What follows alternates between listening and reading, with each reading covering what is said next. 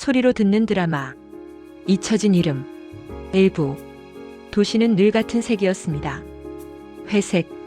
비가 오지 않아도 늘 축축하게 젖어 있는 듯한 그런 무거운 색이었습니다. 그 도시의 가장 낮은 곳, 사람들이 일부러 고개를 돌려 외면하는 재개발 구역의 낡은 고시원 방에 한 남자가 살고 있었습니다. 김택록. 올해로 75이 된 노인입니다. 그의 하루는 언제나 똑같았습니다. 아침 6시면 어김없이 눈을 뜹니다. 알람은 필요 없었습니다. 이제는 늙은 몸이 먼저 고통스러운 시간을 기억해내니까요. 그는 천천히 몸을 일으켜 방 한가운데 섭니다. 그리고 가장 먼저 벽을 바라봅니다. 거기에는 전단지 하나가 붙어 있습니다. 이미 색을 잃어 흑백도 아닌 이름 모를 빛깔로 바래버린 종이 한 장. 전단지를 붙였던 테이프는 오래전에 딱딱하게 굳어 이제는 종이를 붙이는 기능보다 그 자리에 무언가 있었다는 흔적만 남기고 있었습니다. 전단지 속 아이는 웃고 있습니다. 눈꼬리가 살짝 올라간 귀여운 웃음. 이름은 김지우. 실종 당시 나이는 겨우 7살이었습니다. 택록은 매일 아침 그 종이를 손으로 가만히 쓸어내립니다. 마치 먼지를 털어내면 아이의 따스한 체온이 금방이라도 되살아날 것처럼 말입니다. 그는 한때 형사였습니다. 젊었을 땐 정의라는 말을 숨쉬듯 내뱉던 사람이었죠. 범인은 반드시 잡는다. 피해자는 끝까지 책임진다. 그 말들을 진심으로 믿었던 남자였습니다. 하지만 30년 전 그가 가장 정의로운 형사로 신문에 이름을 올린 바로 그날 그의 딸 지우는 학교 앞에서 흔적도 없이 사라졌습니다.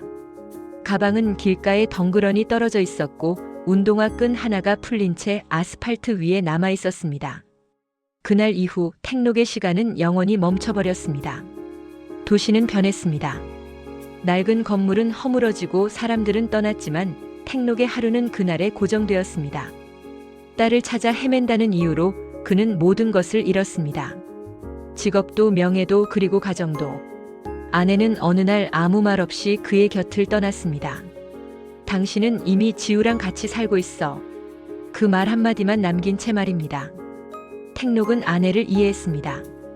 그리고 붙잡지 않았습니다.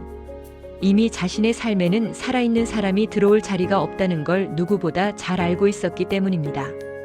그날도 그는 고시원 방에 앉아 전단지를 바라보고 있었습니다.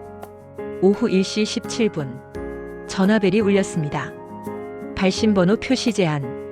택록은 수화기를 바로 들지 않았습니다.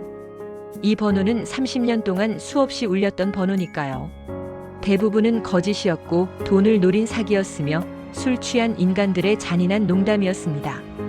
하지만 그날은 달랐습니다. 수화기를 들자마자 택록의 숨이 멎는 것 같았습니다. 내 딸 지우가. 목소리는 사람의 것이 아니었습니다. 기계로 찌그러뜨린 차가운 음성. 어디 있는지 알고 싶나? 그 한 문장에 택록의 무릎이 힘없이 풀렸습니다. 30년 세월 동안 단 한 번도 이렇게 말해준 사람은 없었습니다. 놈은 말했습니다. 오늘 오후 2시 금오산 절벽으로 오라고. 경찰을 데려오면 딸의 손가락 하나가 먼저 배달될 거라는 협박과 함께 전화는 뚝 끊겼습니다. 택록은 아무것도 느낄 수 없었습니다.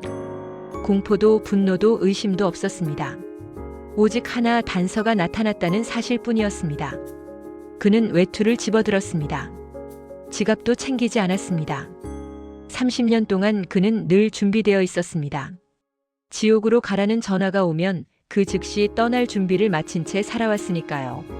금오산 절벽에 도착하자 거센 바람이 불어왔습니다. 아래를 내려다보면 사람의 형체조차 지워질 만큼 깊은 낭떠러지.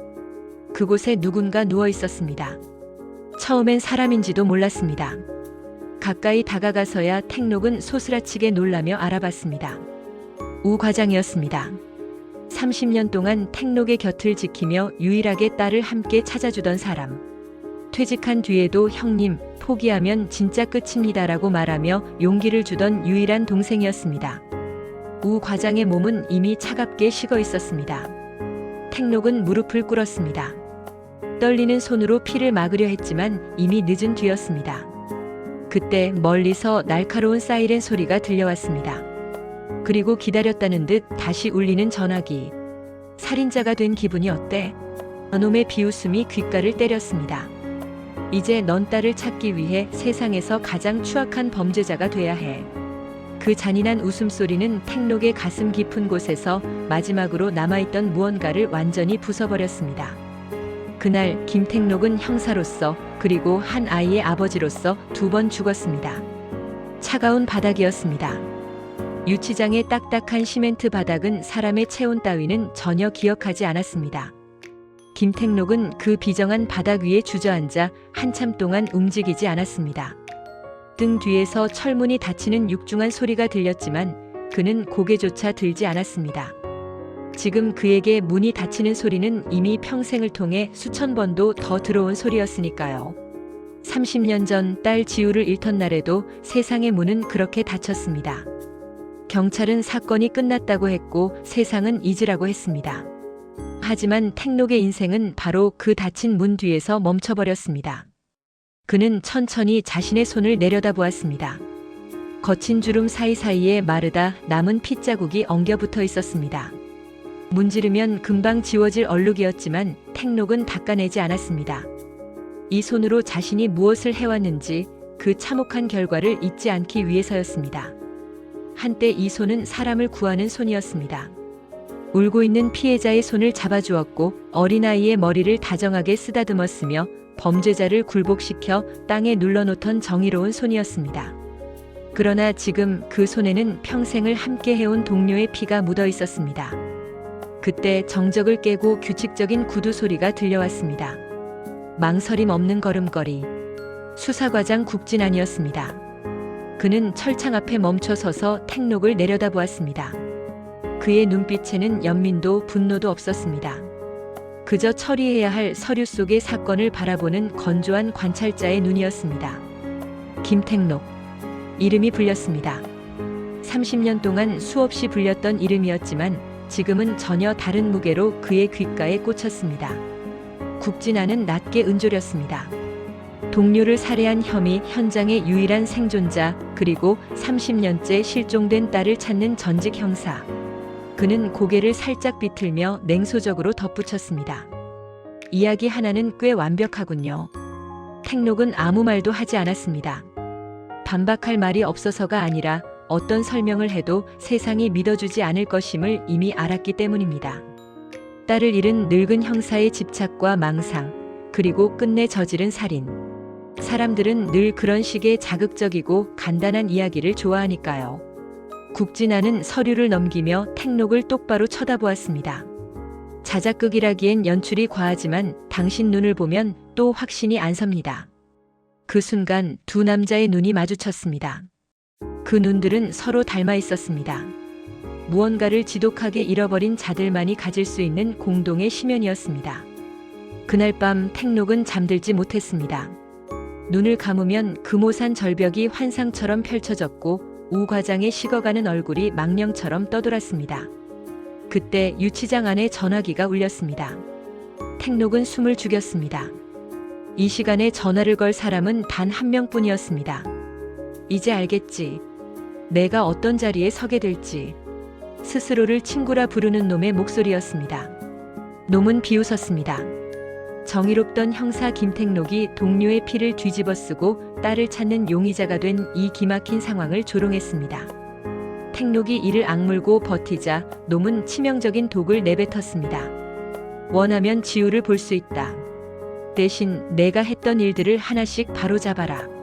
그 한마디에 택록의 기억 속 봉인되었던 문들이 하나둘 열리기 시작했습니다. 10년 전, 8년 전, 그리고 5년 전. 범인을 잡겠다는 일념으로 증거를 살짝 비틀고 사실을 외면했던 그 오만한 날들. 선한 결과를 위해 약간의 희생은 필요하다던 내 말, 그 희생이 누구였는지. 이제는 보이겠지? 놈의 목소리가 끊기고 정막이 찾아왔습니다. 택록은 벽에 기대어 눈을 감았습니다. 딸을 찾기 위해서라면 무엇이든 할 수 있다고 믿었던 그 시절, 자신은 정의로운 아버지라 자부했으나 사실은 스스로 괴물이 되어가고 있었던 것입니다. 며칠 뒤 국진안은 다시 택록을 불러냈습니다. 그리고 확신에 찬 목소리로 말했습니다. 도망칠 기회가 생겨도 당신은 도망치지 않을 거라고. 당신은 도망자가 아니라 스스로 지옥으로 걸어 들어가는 사람이니까. 택록은 조용히 대답했습니다. 맞습니다. 지우만 찾을 수 있다면 내 목숨이든 영혼이든 다 내놓을 생각입니다. 국진안의 눈빛이 미세하게 흔들렸습니다. 그 역시 가족을 잃은 상처를 가슴 깊이 숨긴 사내였기 때문입니다. 두 남자는 서로를 믿지 못한 채 같은 지옥을 향해 첫 발을 내디뎠습니다. 누가 가해자이고 누가 피해자인지도 모른 채로 말입니다. 그리고 택록은 아직 알지 못했습니다. 이 길의 끝에서 마주하게 될 진실은 그리운 딸의 얼굴이 아니라 평생을 외면해온 추악한 자기 자신이라는 사실을 말입니다.